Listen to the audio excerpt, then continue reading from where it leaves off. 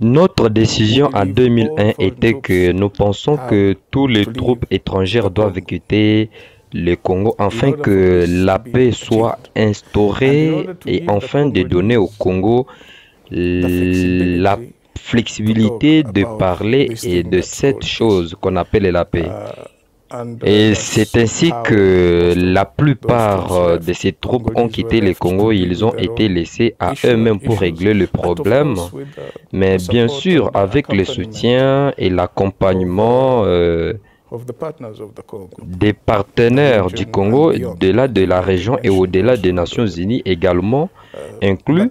Mais est-ce que la même thérapie qui peut ou va faire le même miracle aujourd'hui? Maintenant, nous devons nous asseoir et y réfléchir. Mais je crois qu'il n'y a rien n'est aussi important qu'un pays qui reste à l'intérieur de ses frontières. Des décisions souveraines, il n'y a pas cette armée qui s'affrontent des centaines de groupes armés inclus maintenant. Quand on a un tel mélange, c'est une situation plus indésirable.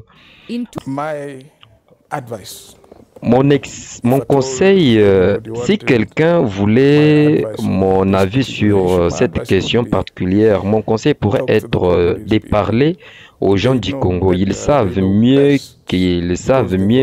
parce qu'ils sont passés par là, ils ont gravi cette montagne, ils sont descendus dans la vallée. C'est une autre montagne à gravir. Ils savent mieux comment et de quoi ils souffrent.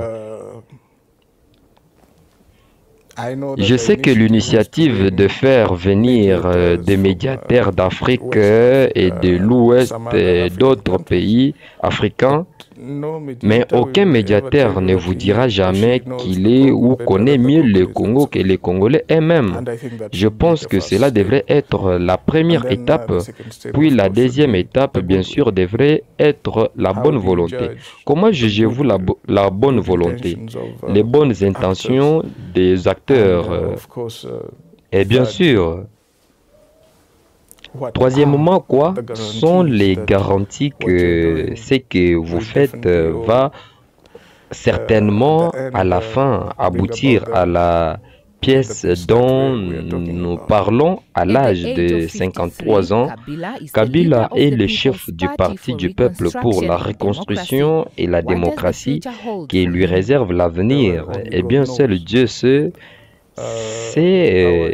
Nos intentions sont d'être très disponibles pour servir notre pays et pour servir notre peuple, continuer à servir notre peuple et servir la région aussi, l'Afrique, parce que le Congo est un pays africain, la Namibie est un pays africain. Et est-ce que nous devrions regarder, n'est-ce pas, seulement vous voudrez pas, j'ai dit, notre pays, mais les continents dans son ensemble, parce que nous sommes plus grands et nous sommes plus forts en tant que continent et en tant que continent africain, par opposition à être jugés des Congolais. Et c'est là donc nous avons encore un peu d'énergie pour continuer à servir